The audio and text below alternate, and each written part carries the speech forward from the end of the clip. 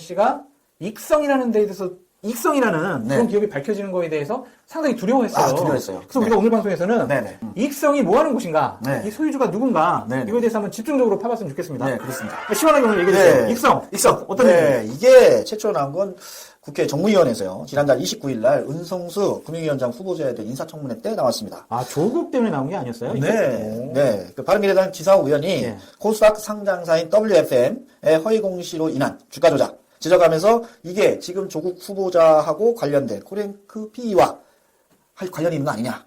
그거 뒤에 익성이라는 회사가 있고 그 익성의 이봉직이라는 회장이 네. 관련이 있는 거 아니냐라고 은성수 후보자한테 질문을 던졌어요. 그때 이제 제쳐나온 겁니다. 아까도 잠깐 말씀드렸지만, 그 조범동이 외국에서 네. 웨스시엔씨 최 대표랑 얘기를 하면서, 네. 익성에 대해서 좀 막 되게 두려워했어요. 어떤 맞습니다. 내용인지 한번 좀 얘기해 주시죠. 일단 익성이라는 회사가 어떤 회사냐. 현대기아차에 흡입제, 소음 흡입제이죠. 흡입제를 납품하는 벤더 회사고요.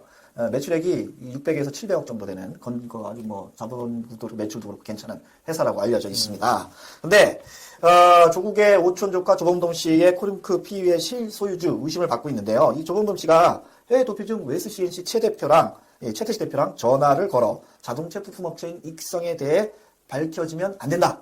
다 죽는다. 이런 얘기를 했어요. 그 조국도 낭만도 뭐 그런 얘기 했던 네, 그런 얘기 했어요. 근데 이제 코링크 PE에 뭐가 문제있냐면 코링크 네. PE는 익성으로부터 10억 원가량의 투자를 받습니다. 네. 그리고 코링크 PE는 익성으로부터 10억을 받은 뒤에 조국 일가의 블루펀드 투자한 13억 8천만 원이죠. 이게 투자돼서 23억 5천만 원이 생겼어요. 네. 23억 5천만 원이 생겼는데 이걸 가지고 어디에 투자했냐면 네. 우리가 잘 아는 웰스 CNC에 투자가 된 겁니다. 이게 조국 펀드가 여기에 돈을 투자했는 곳이죠. 그렇죠. 네. 근데 웨스트 시엔스는 이 13억 가량의 돈을 익성의 자회사인 2차 전지 응급제 생산업체인 IFM에 투자했습니다. 그러니까 지들끼리 여기가 좋다, 여기가 좋다, 그냥 한마디로 얘기한 거네. 여기 네. 돈 줬다, 여기 돈 네. 줬다. 그러고 난 다음에 중요한 건 나머지 10억 5천만 원 중 10억 3천만 원이 익성으로 다시 돌려줬거든요. 그래서 최 대표가 익성 대표에게 정상적인 절차를 거쳐 빌려주는 것으로 하자. 이렇게 조범동한테 얘기했어요.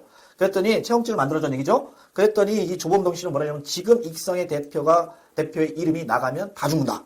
라고 얘기를 한 겁니다. 자, 근데 왜 조범동은 네. 웰스와 네. 익성의 관계를 숨기고 있을까요? 자, 이게 중요한 포인트입니다. 이게 포인트예요? 이게 포인트입니다. 설명해 주세요. 이제 문재인 정부의 그 배터리 육성 정책을 미리 알고 이걸 선점한 것이 아니냐. 누가 알았다는 거예요? 조국이? 민족이 알았대? 알았겠죠. 그렇죠. 그래가지고 미리 투자했다? 네. 왜 그러냐? 문재인 정부는 지난 2017년 7월 대통령이 되고 두 달 뒤에 국정운영 5개년 계획을 발표하면서 친환경 미래 에너지 발굴 육성 방안을 발표했습니다. 네. 이때 2020년까지 공공기관에 ESS 에너지 저장 장치를 의무적으로 설치하겠다. 이거 발표한 거예요. 그리고 ESS가 바로 2차 전지로 IFM은 이 문재인 정부의 국정계획에 발표되기 직전 2017년 6월에 익성의 자회사로 만들어집니다. 야, 그럼 민정수석으로 이런 정보를 미리 알아가지고 투자회사 설립해가지고 투자해놓고 네. 투자하고 또 투자하고 네. 돈 빼먹고 네. 야, 대단하네. 네, 이게 그래서 사실이라는 이게 사실이죠. 왜냐하면 이게 재밌는 사건이 있어요. 최 대표가 네. 조범동하고 통화한 기록을 갖다 검찰에 얘기를 했어요. 뭐라고 얘기했냐면 IFM의 코링크와 익성의 투자자죠. 이 투자가 들어간 IFM이 이게 배터리 육성 정책과 맞물려 있다. 네. 완전히 빼도 박도 못하는 상황이다. 그래서 IFM이 연결되기 시작하면 WFM 그리고 코링크 전부 다 난리가 난다. 배터리 육성 정책과 관련이 있다고 하면 이게 전부 다 공직자의 이해충동과 맞물려 있기 때문에 익성을 공개하면 안 된다라고 최 대표한테 얘기를 했던 겁니다. 근데 그 2차 전지라는 게요. 에너지 네. 뭐 저장 장치라고 하는데 이게 뭐 네. 태양광에서 발생한 열을 그 에너지를 저장해 놓고 사용하라는 건가요? 네. 그게 그럼 태양광하고 태양광하고도 연결되어 있습니다. 네. 그렇군요. 완전히 뭐 친환경이라고 하면서 네, 그렇죠. 다해가 온 거죠. 네. 근데 여기서 또 IFM하고 WFM이 나오잖아요. 네. WFM은 2차 배터리 응급제 회사로 지난 8월까지 코링크, 조국 펀드를 갖고 있는 코링크가 최대 주주였고요. 현재는 우모 씨로 바뀌어 있어요. 우모 씨. 네. 키포인트 뭐냐면, 네, 코링크가 인수한 WFM과 익성의 자회사인 IFM이 2차 배터리 사업, 공동 사업을 체결했고, LCNC의 최 대표는 언론을 통해 LCNT가 익성의 2차 전지 납품 사업을 같이 할 거다라고 발표했어요. 그러니까 이게 이런 거죠. 그러니까 상장회사인 WFM을 통해서 네. 조국 후보자 가족들이 투자한 IMF. 그거를 상장시켜서 돈을 왕창 벌겠다. 왕창 겠다. 이렇게 이해를 하면 되는 그렇죠. 거예요. 근데 이 우리 WFM이 원래는 네. 뭐 영어 교재인가 뭐 그거 해가지고 네네네. 조국 부인 정경심 씨가 나 영어 여기 그러면. 영어 관련된 사업에 내가 도움을 주고 올해 6월까지 월 200만 원씩 자문료를 받았다. 네, 7개월 동안. 그렇게 얘기했다고 하는데 네네.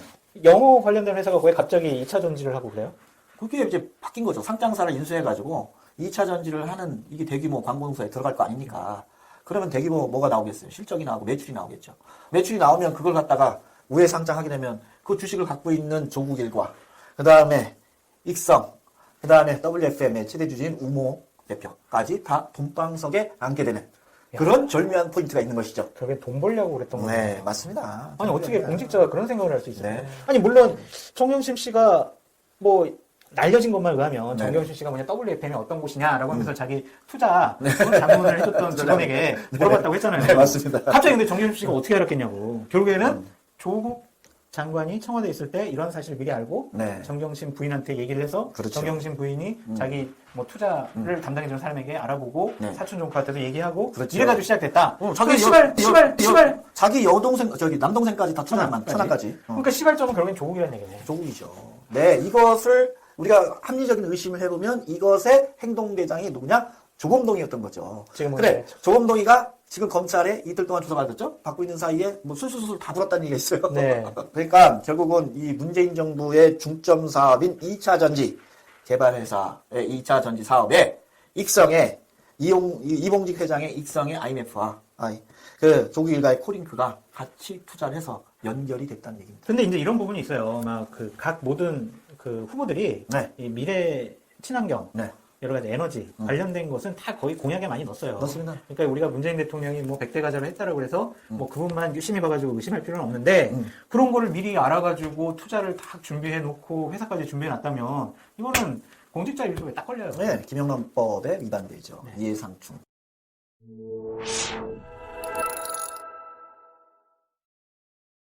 근데 문제는 조국 게이트를 넘어서요. 민주당 게이트로 확전되는 양상이 있습니다. 게이트요? 민주당 네, 게이트? 민주당 게이트. 누가 이렇게 걸렸어요? 아, 이게 또 이 누구? 코른크 피에 네. 이 회사, 이 코른크 피를 통해서 여러 가지 회사들을 또 투자했는데. 그렇죠. 5개 회사 있죠. 네, 5개 회사 있죠. 근데 이 블루코어 펀드를 통해서 웰스 CNC에 14억 정도의 지분을 인수했는데 이 웰스 CNC가 서울시 지하철 버스 공공 와이파이 사업을 수주하기 위해 네. PNP 플러스 컨소시엄에 25억을 투자했습니다. 투자한 거에 뭐 문제가 되나요? 뭐 그렇죠. 이게 뭐 2018년 뭐 일지 한번 우리 김땡땡 기자 올려주세요.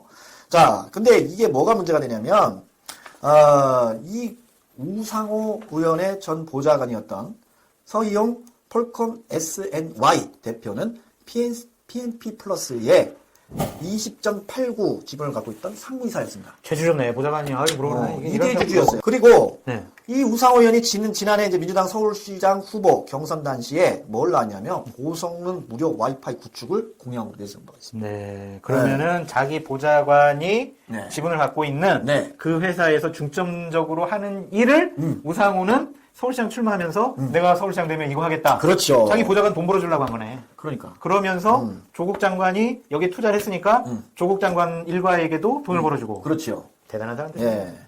자, 그리고 또 여권의 보좌관 한 명이 또 나타납니다. 송모 보좌관 1.25%를 갖고 있었고요. PNP 플러스 서재성 네. 대표와 오랫동안 친분을 갖고 있는 진이었다. 있습니다. 그러니까 조국 펀드, 조국 가족 일가 네. 게이트가 아니라 이게 민주당까지. 민주당 게이트가 되죠. 왜냐하면 실세 의원, 전직 실세 의원의 전직 보좌관들이 PNP 플러스의 이 등기부 이사를 하고 있었으니까요. 네. 그래서 이건 뭐 이미 여러 매체에서 한번 나온 적이 있습니다. 그래서 이게 뭐 비록 낙찰을 받아서 2개 다 낙찰을 받았지만 기술력과 자본력이 없어서 유찰이 돼버렸어요. 이게 아마 그럴 거예요. 이 박근혜 정권 국정농단이라든지 네네. 이 적폐수사 때문에 그런데 이 공무원들이 아무리 위에서 뭐 이렇게 압력을 가하고 지시를 해도 맞습니다. 이 법과 규정에 어긋난 일을 하면 결국에는 자기가 피해를 받고 감옥 갈 수 있다고 생각을 해서 네. 안 하더라고요. 옛날 같으면 이런 거 그냥 100% 자기들끼리 해먹을 텐데 네, 그 맞습니다. 공무원 조직이 좀 살아있다라고 네. 느껴지네요. 자, 우리가 참 검찰을 응원해야 될 때인 것 같습니다. 맞습니다. 하지만 이제 정치권에서 네. 특히 야당 같은 경우에 뭐 윤석열 응원하고 검찰 응원하고 이런 데도 안 했으면 좋겠어요. 그냥 검찰의 길을 가는 인간의 생일이 65년생이 아니고 63년생이다. 대학 교수를 좀 더 오래 하기 위하여 나이를 속였다. 이런 의견이 많아서 각종 유튜브와 인터넷을 검색해 보니까 1963년 4월 6일로 양력으로 63년 4월 6일로 많이 풀이하고 있었습니다. 그래서 오늘의 주제는 이 사주로는 게임은 끝났다 이렇게 정해봤습니다. 어저께 방송해드린 65년 4월 6일 사주를 제외하고 여러분들이 말하는 실제 생일은 63년 4월 6일이다. 우선의 양력으로 보겠습니다.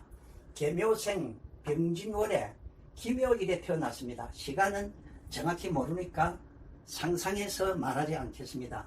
그러면은 연월 일주 3주만 가지고 보면은 계묘생이 진월에 기토입니다. 봄철의 논밭입니다.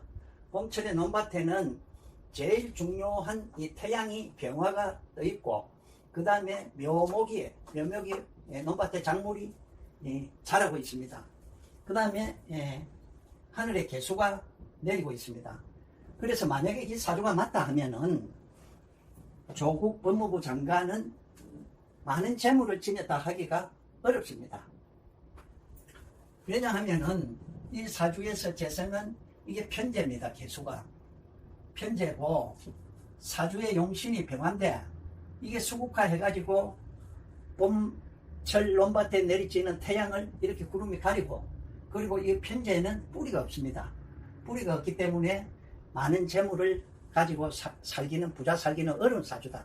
그렇게 말할 수 있고 또 한 가지는 이 사주에 보면은 식상이 없습니다. 재물에 뿌리가 없습니다.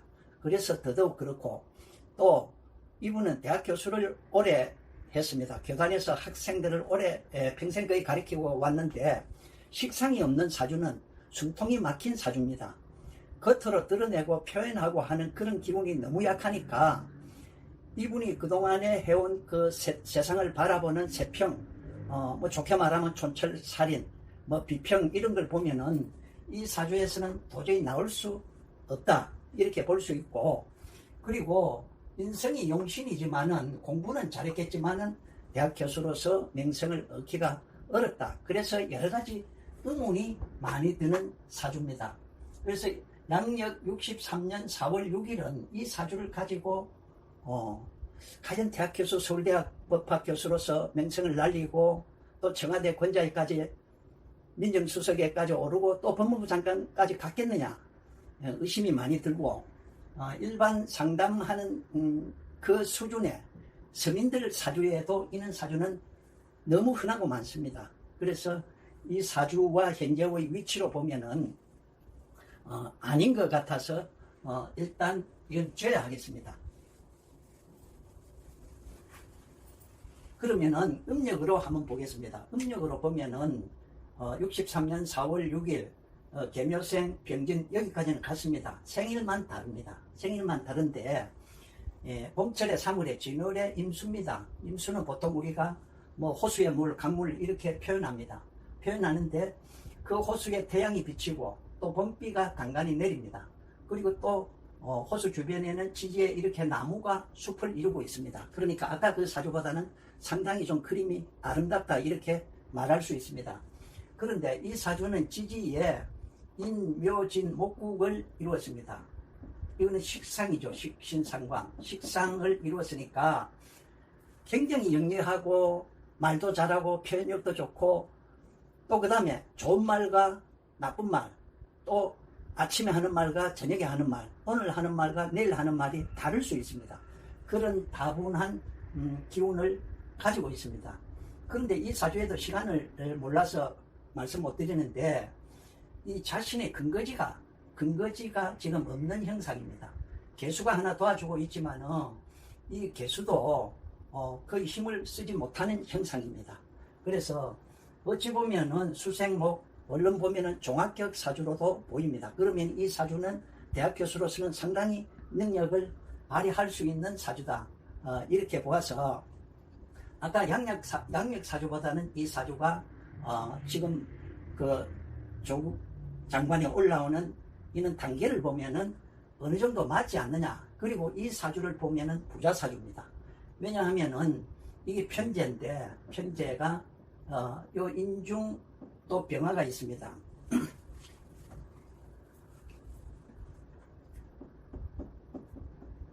인중 병화가 목생화 해가지고 이 강한 기운이 이렇게 힘을 받으니까 편제가 그야말로 탄탄해진 겁니다. 그러면은 식신생재하는 사주기 때문에 많은 재물을 가지고 있을 수 있습니다. 그리고 또 배우자 자리에 식신이죠. 65년 어제 사주에서는 배우자 자리에 편제였는데 지금은 식신이 생재하고 있습니다. 근데 재산 형성하는데 배우자의 노력이 굉장히 지대했다. 공헌이 컸다. 그렇게 보는 사주입니다.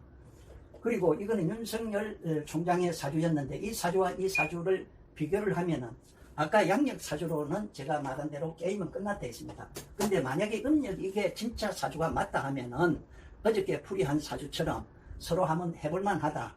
이렇게 생각이 됩니다. 그런데 이 사주는 굉장히 신약합니다. 신약하기 때문에 어떤 분들은 여기에다가 다른 시간, 경자시 이렇게 넣어가지고 힘이 있다. 이렇게도 풀이를 하는 분들도 있더라고요. 근데 저는 시간이 불분명하기 때문에 제외해서 그런 말씀을 드리지 않겠습니다. 그래서 이 사주는 너무 힘이 약하니까 이 사주에 다소 밀리는 경향은 있다. 이분도 역시 시간은 모릅니다. 그런데 한 가지 재미있는 일은 9월 9일 날 법무부 장관에 취임하자마자 법무부 간부들이 검찰에 전화를 해가지고 윤석열을 제외하고 수사팀을 다시 꾸리자 이런 검찰에 이야기를 했다 합니다. 나쁘게 말하면 압력이고 좋게 말하면 은원이겠죠. 조국 장관은 내용을 몰랐다고 합니다.